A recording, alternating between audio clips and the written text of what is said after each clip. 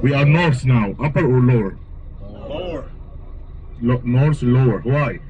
We are now in Egypt. If you know about Egypt, it's located in the northeast Africa.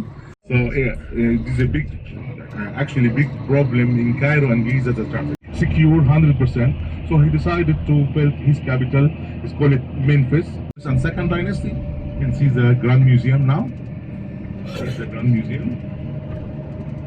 They start make the long deep shaft under the ground. So when they put the mummy down, the river Nile everywhere. 70 king rule in 70 days. So it's very weak time. This is like like the image for all the history of Egypt during the ancient time. We are.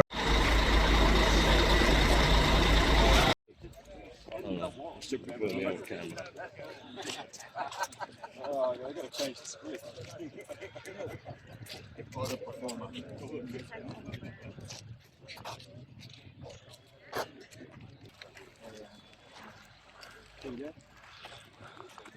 The dulcet tones.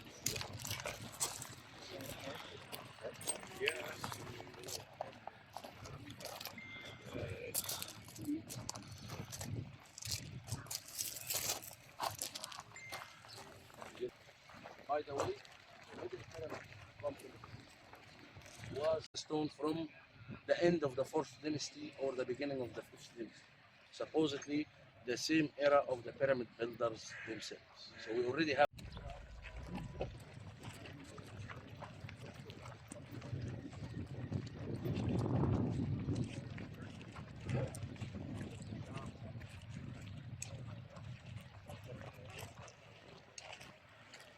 When you don't have to go and look at it, but see that little pipe sticking up out of the ground? Oh yeah.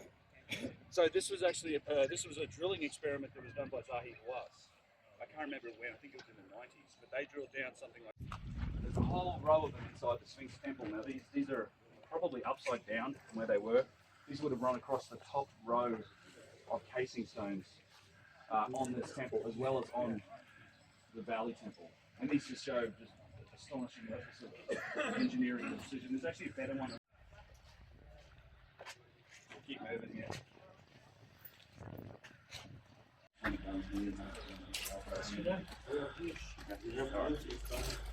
Fall off. But there's dozens of these blocks at the side. One of the main sections of the surface mesh on the stones. And it was all originally like this, but over time that surface. So if you look way up here, you can see there's just severe erosion that's occurred to the limestone formation. With little details like this corner, and you can barely even see the join. And again, you got to remember, like these joins, because that's sort of the weaker part of the stone, the erosion and the surface damage. This is the most difficult way you could do it. They seem to have done it. And something else you'll notice as we go around is this: the blocks don't end in the corner in a lot of cases. They'll go around. And that one up there goes around the corner. So there's no straight lines. Was much more filtered stone here. When you look at the elevation, the river was mentioned by Flinders people because they didn't find enough quarries in the Giza plateau that will be enough to do build all the pyramids. And we have also the white calcite crystal. That's also not local to the area. And it's coming from Hatnu. This area in Bani Suif, between Bani Suif and Minya, is about 3 to 350. Stop, man. Yusuf. Thanks. Thank you. Falling or loose, as the academic story says. We can also see the part.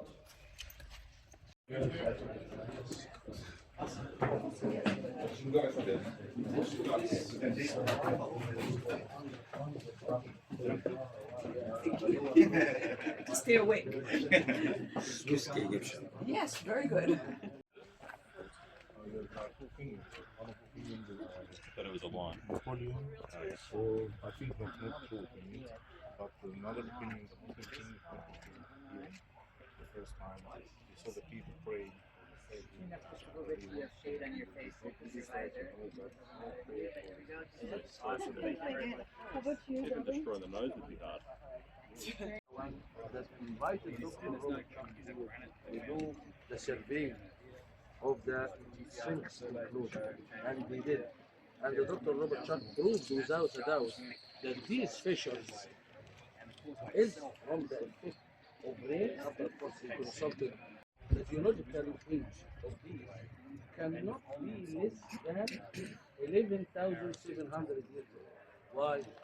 Because the water that caused this deterioration ended 11,700 years ago. It can only be older than that. And the erosion is reflected in the Sphynx enclosure.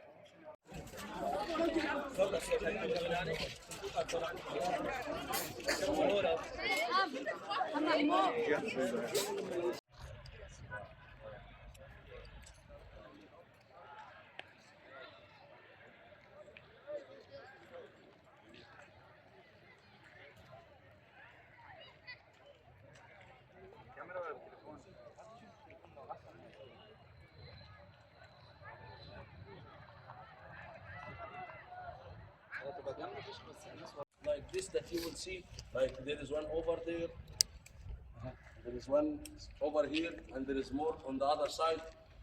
They were all under construction. They were not open to the air like that. The evidence of this is reflected over here. Okay? This part of the road, but as I can see the edge sticking out from. Also, the figures right here that we see.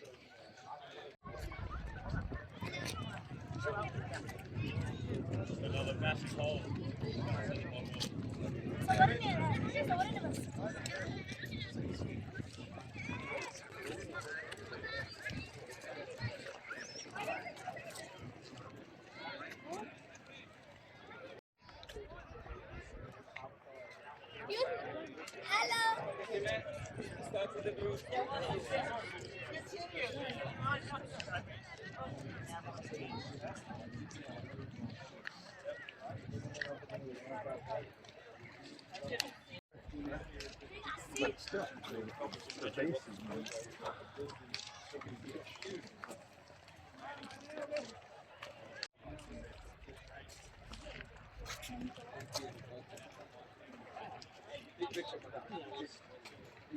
Other fourth dynasty things that we've seen, smaller blocks, limestone, never cased in granite, doesn't show anything like erosion. I think this structure, and indeed a lot of this, the pieces of limestone that they've taken from around the plateau and they've shoved it in here and then they've cemented it in to try and stop the structure from falling apart any further. Big stones of granite, and this is all the remnants from quarrying and recycling, and you can see here is a great example. You see it everywhere here. So this is how they would quarry it. This is a technique that essentially the wood would expand and then they'd hammer on it with flint or steel chisels, and the attempt is to split the stone, to split a chunk off it and take it away. So you see these dashed lines, and you can see where there's been successful quarries on these other ones. You see this all over the place. It's just evidence for recycling. It's not.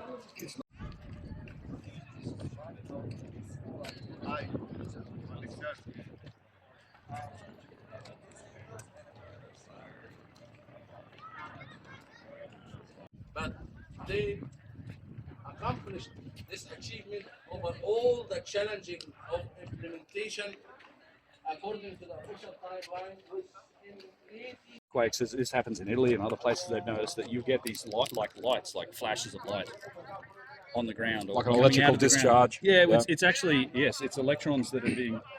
So it turns out, and there's a couple labs that have replicated this. If you take granite and you squeeze it, it just starts pumping out electrons.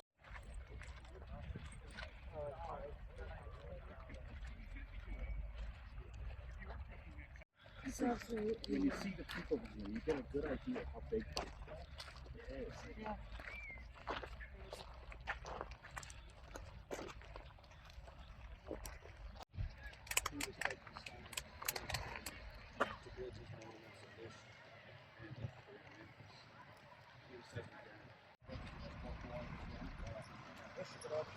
never seen any real good explanation for it.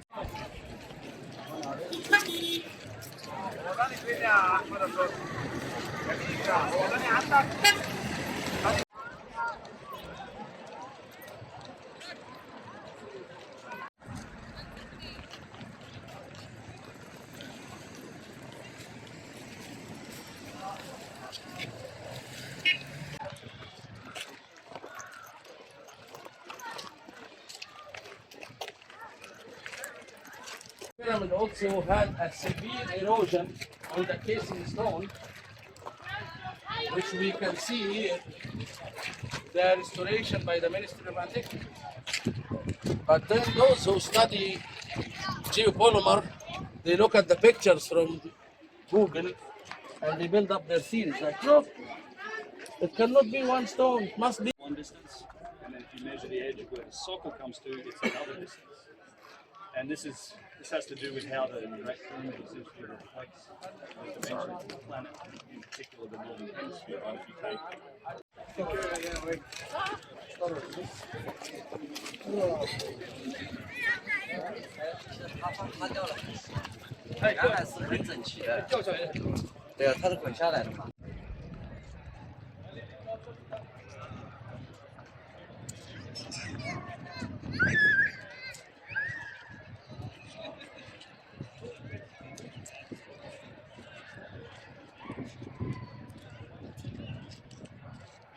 we've been like covering a lot of this up by just concreting over the edges of it. They've covered up a whole bunch of these marks over time.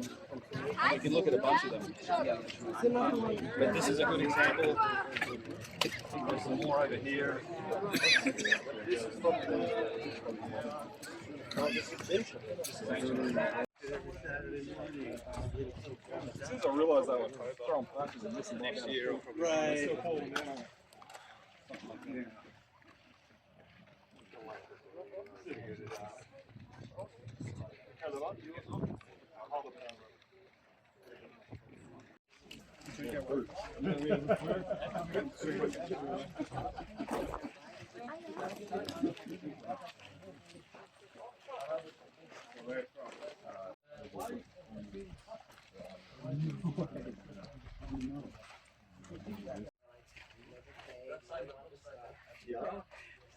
Where would you want it? Bigger in the size than Sphynx we have it right. Some people say it's 7.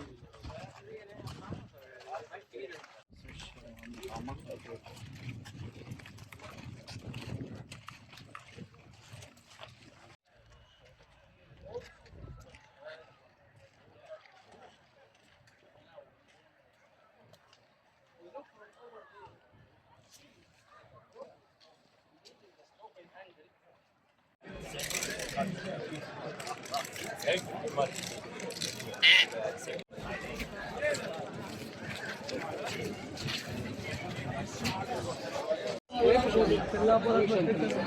Hieroglyphs, inscriptions. On the right hand side. On the right hand side. That's the name. The German.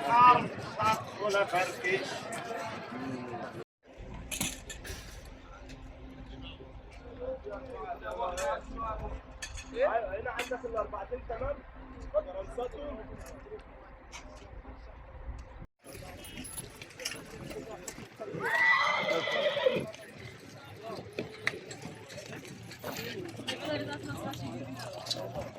Onlar bir de yük taşıyor.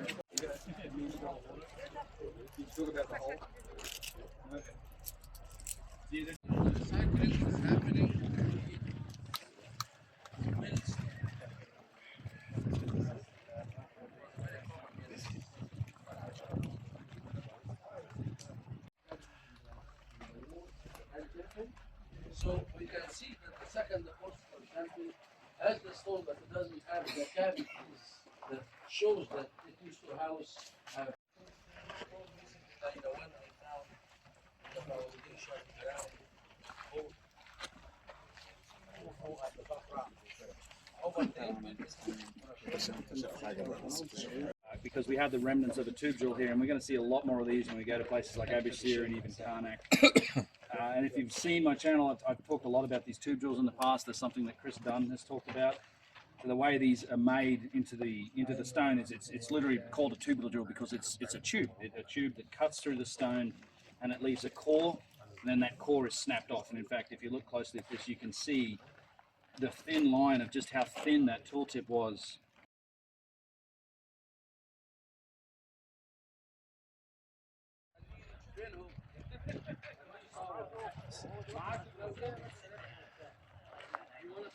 It's very tall.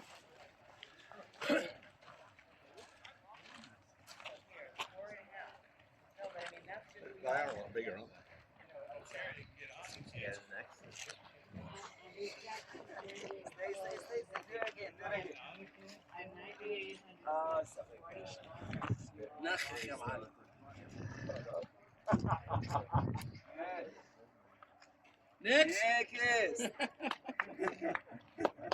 Jump. Especially when we're coming up here, it's easy now from the After I went through that, I guess I need a picture of it. Yeah. Oh, I would not need one.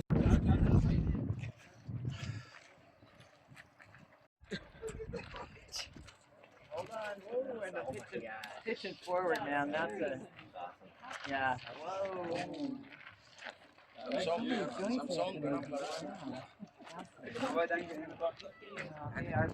Anybody else? In the last few days, like Kenya. half hour of really good footage with me. You know, when there's different. Technically, I think what Mo's just saying that the drinks generally aren't included if you're getting sodas and water and like fizzy.